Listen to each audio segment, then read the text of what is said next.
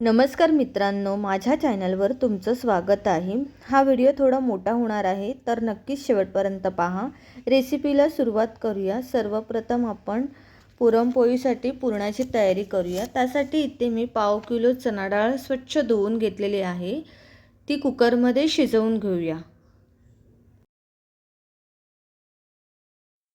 आता आपण एक वाटण तयार करून घेऊया। त्यासाठी इथे मी कांदा, खोबरा, लसूण, अद्रक, मिरची हे चांगलं परतून घ्यायचं आहे।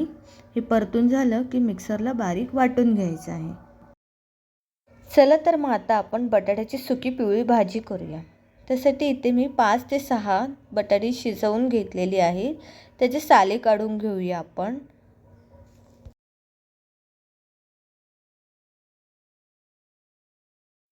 साली काढून झाल्या की हे अशा प्रकारे त्याच्या फोड्या करून घ्यायच्या आहेत।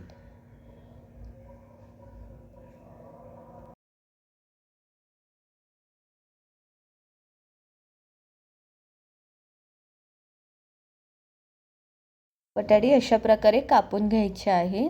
आता आपण फोडणीसाठी इथे कढई घेतलेली आहे, त्यात आपण 2 चम्मच तेल टाकूया।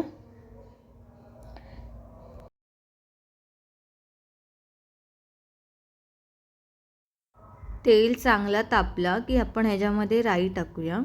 राई चांगली तडतडली की ह्याच्यामध्ये आपण लसूण, अद्रक आणि 2 ते 3 बारीक चिरलेल्या मिरच्या टाकून घेऊया।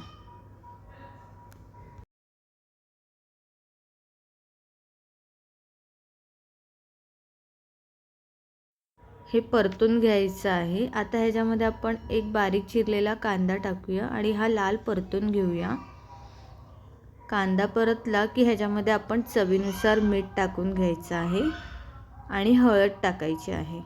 चांगली परतून घ्यायची आहे आणि आपण जी शिजवलेली बटाटी कापून ठेवली होती ती टाकून घेऊया ह्याच्यामध्ये।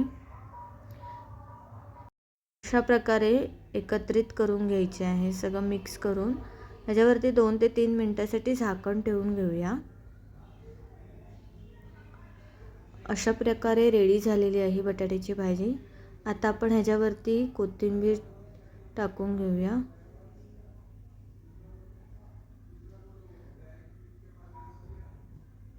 अशा प्रकारे रेडी झालेली आहे आपली बटाट्याची पिवळी भाजी।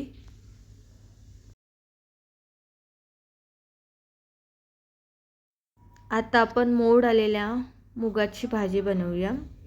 त्यासाठी इथे मी कढई घेतलेली आहे, त्याच्यामध्ये तेल टाकून घेऊया। तेल तापलं की ह्याच्यामध्ये आपण लसूण टाकूया, अद्रक टाकूया, चांगलं परतून घेऊया ह्याला।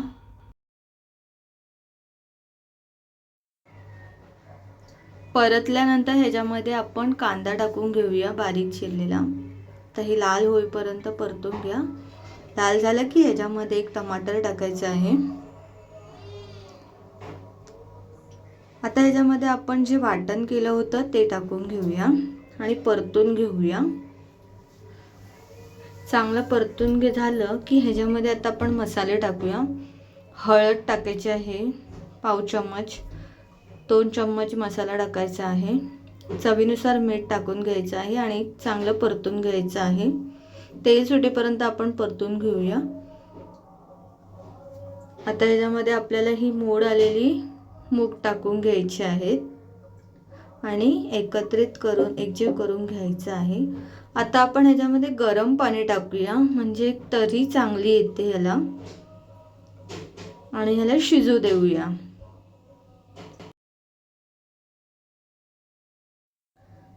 तर ही आपली ओली भाजी आहे मुगाची, ती रेडी झालेली आहे। मूग चांगले शिजले आहेत। आता आपण ह्याच्यामध्ये कोथिंबीर टाकून आपली भाजी रेडी झाली आहे। चण्याची डाळ आपली ही शिजून झालेली आहे रेडी। आता ह्यातलं जे पाणी आहे ते आपण वेगळं काढून घेऊया। कटाची आमटी बनवायची आहे त्यासाठी अशा प्रकारे पाणी वेगळं काढून घ्यायचं आहे। त्या आमटीसाठी इकडे मी टोपामध्ये 2 चम्मच तेल टाकलं आहे। तेल चांगलं तापलं की ह्याच्यामध्ये बारीक चिरलेली लसूण आणि बारीक चिरलेलं अद्रक टाकून घ्यायचं आहे। अद्रक लसूण परतली की ह्याच्यामध्ये आपण एक बारीक चिरलेला कांदा टाकून घ्यायचा आहे आणि परतून घ्यायचा आहे. आता आपण जे मगाशी वाटण केलं होतं ते टाकून घेऊया ह्याच्यामध्ये आणि परतून घेऊया. हे चांगलं परतून घेतलं की आपण ह्याच्यामध्ये आता सुके मसाले टाकायचे. 2 चम्मच लाल तिखट, अर्धा चम्मच हळद आणि एक चवीनुसार मीठ टाकून घ्यायचं आहे आणि हे चांगलं परतून घ्यायचं आहे. आता जे आपण डाळीचं पाणी केलं होतं ते आपण ह्याच्यामध्ये टाकून घेऊया.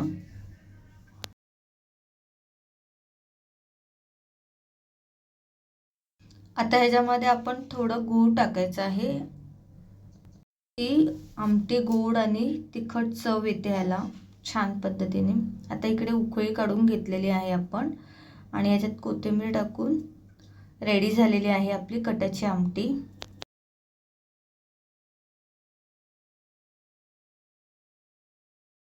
चला तर आता आपण पुरणपोळीचं पुरण तयार करून घेऊया. चण्याची डाळ शिजवलेली ती या कढईत टाकून घेऊया. आता इथे आपण 1/2 किलो चण्याची डाळ घेतलेली आहे.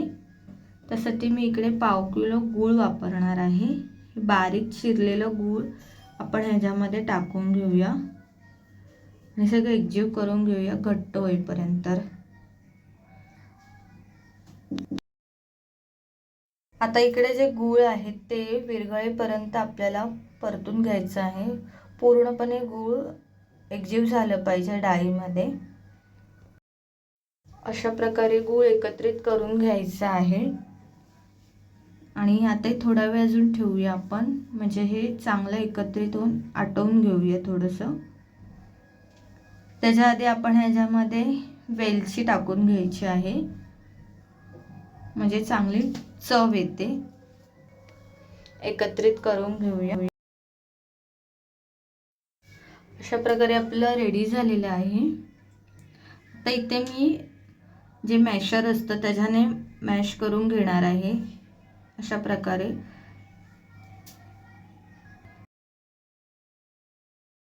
रेडी झालेलं आहे आपलं पुरण.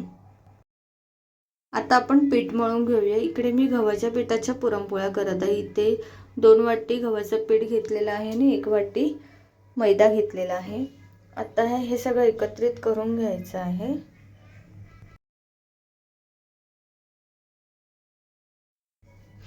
याच्यामध्ये आता हळद टाकून घेऊया थोडी आणि चवीनुसार मीठ टाकून हे एकत्रित करून पीठ मळून घेऊया याचं.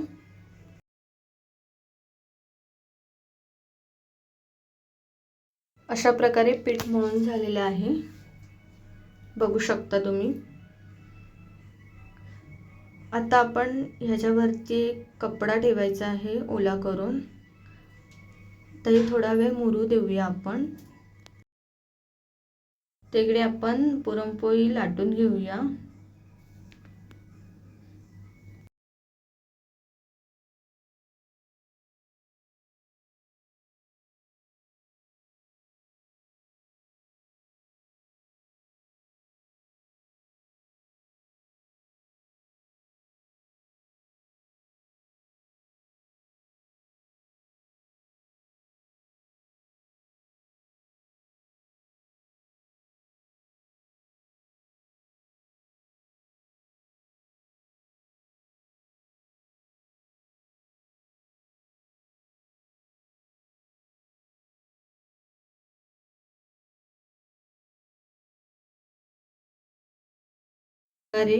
लाटून घ्यायची आहे पुरणपोळी.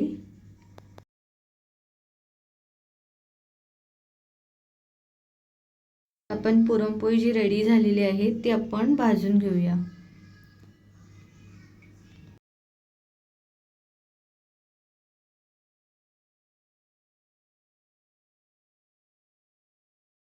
अशा प्रकारे रेडी झाली आहे आपली पुरणपोळी. अशा प्रकारे आपली ही थाळी रेडी झालेली आहे. तुम्हाला जर माझे व्हिडिओ आवडले असेल तर लाईक, शेअर, सबस्क्राईब करायला विसरू नका. जर तुम्हाला अजून कोणत्या रेसिपी पाहायच्या असतील तर मला कमेंट करायला विसरू नका. धन्यवाद.